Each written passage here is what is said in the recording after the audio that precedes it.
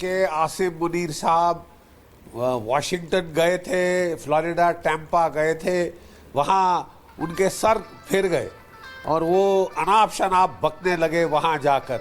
ठीक है, वो कहने लगे कि अगर हम एक न्यूक्लियर पावर हैं, मैं भारत को न्यूक कर दूंगा, आधी दुनिया अपने साथ तबाह कर दूंगा। फिर उन्होंने कहा कि ये जो है क्या कहते हैं, अगर भारत ने डैम बनाया सिंधु पे, मैं 10 मिसाइल फायर करके परखच्चे उड़ा दूंगा, इत्यादि इत्यादि। ये सब गीदड़ भभकी है। ऑपरेशन सिंदूर में हमने देख लिया कि ये कितनी काबिलियत है पाकिस्तान में, कितना कर सकता है कितना नहीं, कितना कर सकता है कितना नहीं। पाकिस्तान ने हमारे पे कोई 1200 ड्रोन्स फायर किए थे, 90% शूट डाउन हो गए थे। 3 टैक्टिकल बैलिस्टिक मिसाइल फायर किए थे, 1 शाहीन 2 फतेह, तीनों के तीनों पर खच्चे उड़ा दिए, सिरसा के बाद टुकड़े गिरे उनके सारे। ठीक है, यानी पाकिस्तान को समझ आना चाहिए कि उसके न्यूक्लियर मिसाइल हमारी एयर डिफेंस शील्ड को भेद नहीं सकते।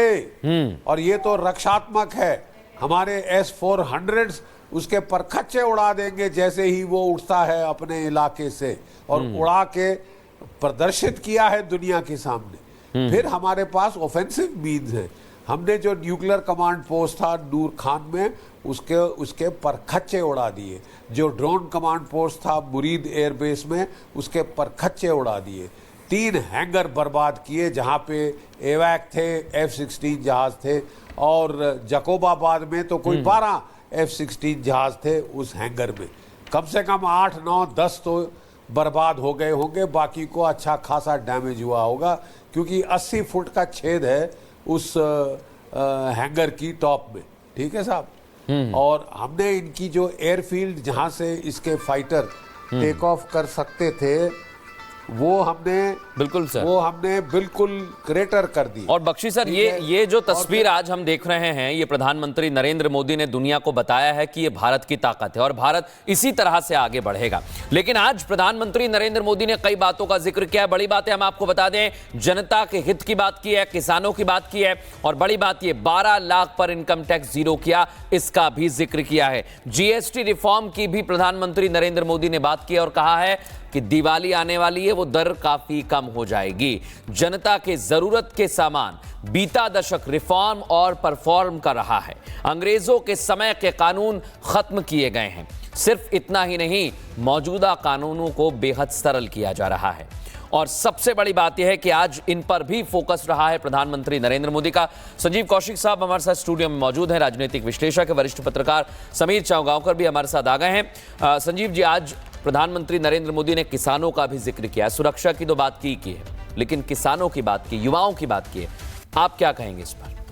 देखिए, मुझे लगता है प्रधानमंत्री मोदी का 2014 के बाद से जो लगातार देश के स्वतंत्रता दिवस पर 15 अगस्त को लाल किले से जो भाषण रहा है, वो हमेशा से अद्भुत रहा है और देश के 140 करोड़ की जनता को संदेश देने वाला रहा है।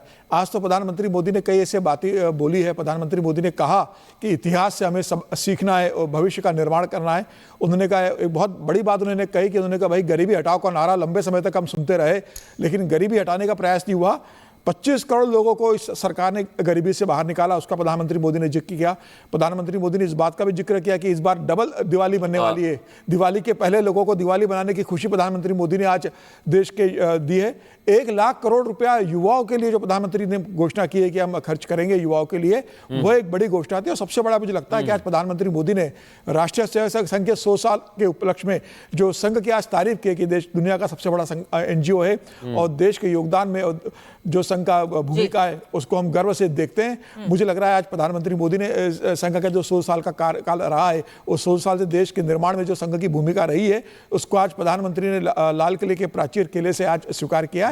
यह देश के लिए भी एक गर्व की बात है, संघ के लिए गर्व की बात है। और एक संघ के स्वयंसेवक ने, प्रधानमंत्री मोदी संघ के स्वयंसेवक रहे, उन्होंने आज इस बात को कहा है। मुझे लगता है ये सभी स्वयंसेवकों के लिए खुशी की भी बात होगी।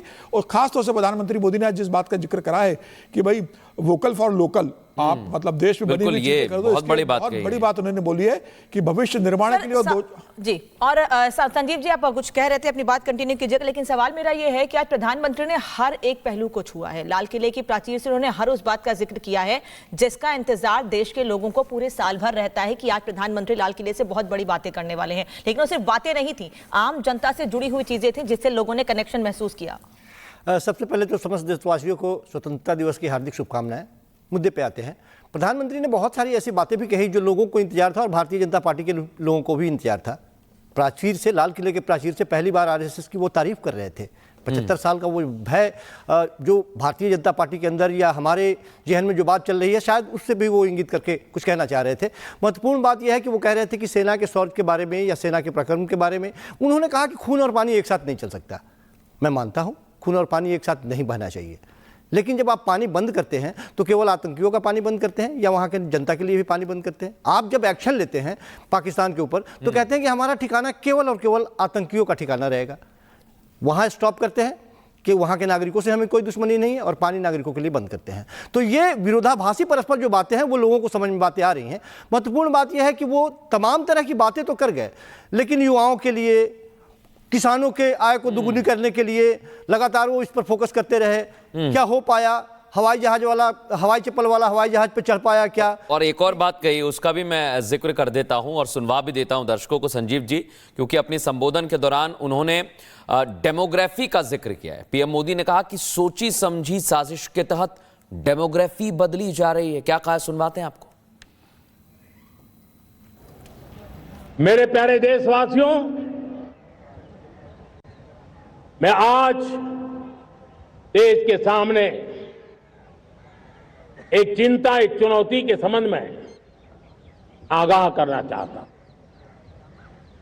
षड्यंत्र के तहत,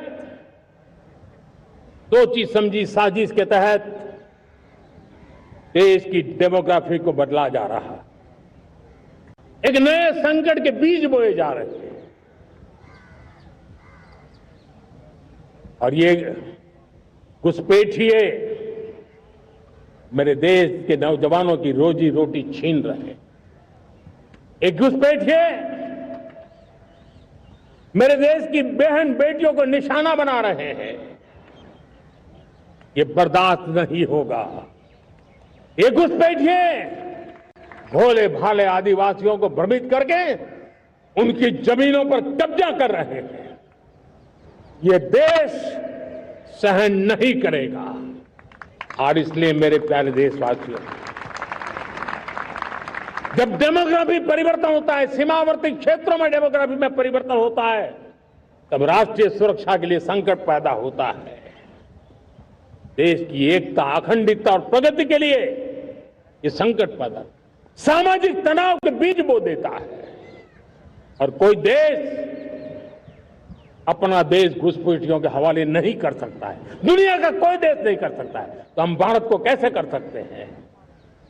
हमारे पूर्वजों ने त्याग और बलिदान से आजादी पाई है। और बीजेपी की प्रवक्ता शाजिया आलमी जी हमारे साथ जुड़ी हैं। शाजिया जी, अगर आपने संजीव जी की बात को सुना हो, मैं नहीं दोहराऊंगी उसको क्योंकि समय कम है, मैं चाहूंगी सुन के आप सीधे उसका जवाब दें।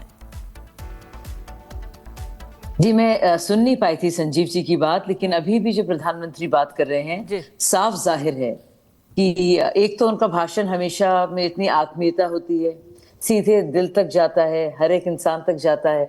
लगता नहीं प्रधानमंत्री या प्रधान सेवक बोल रहा है, लगता है कि वो घर का बड़ा है, जो फिक्रमंद है, वो बात कर रहा है सीधे। और एक एक चीज को जो तकलीफ देती है हर एक भारतवासी को, अलग अलग भारतवासियों को, अलग अलग समूह, अलग अलग मजहब, जात, समुदाय, वर्ग, उनको उन्होंने एड्रेस किया है। तो उसके तहत मैं कहूँगी कि एक बहुत बड़ा ये जो अभी मैं सुन रही थी वो ये कि इन्फिल्ट्रेटर्स को लेकर, यानी कि घुसपैठियों को लेकर क्या रुख है प्रधानमंत्री जी का, हमारी पार्टी का, ये भी बहुत तरीके से साफ उन्होंने कर दिया है। बहुत सहजता से, कोई लाग लपेट नहीं है कि किसी भी तरह से भारत सिर्फ भारतवासियों के लिए है। और मुझे लगता है अपने आप में चुनावी मौसम में तो जाहिर है इसका बहुत महत्व है, लेकिन उसके अलावा ओवरऑल भारत की और भारतीय जनता पार्टी की यही सोच के साथ भारत आगे चलेगा। संजीव जी ने कहा कि किसानों की बात उन्होंने एड्रेस नहीं कही और बेरोजगारी की। उन्होंने कई बार किसानों की भी बात की है और बेरोजगारी की भी बात की है।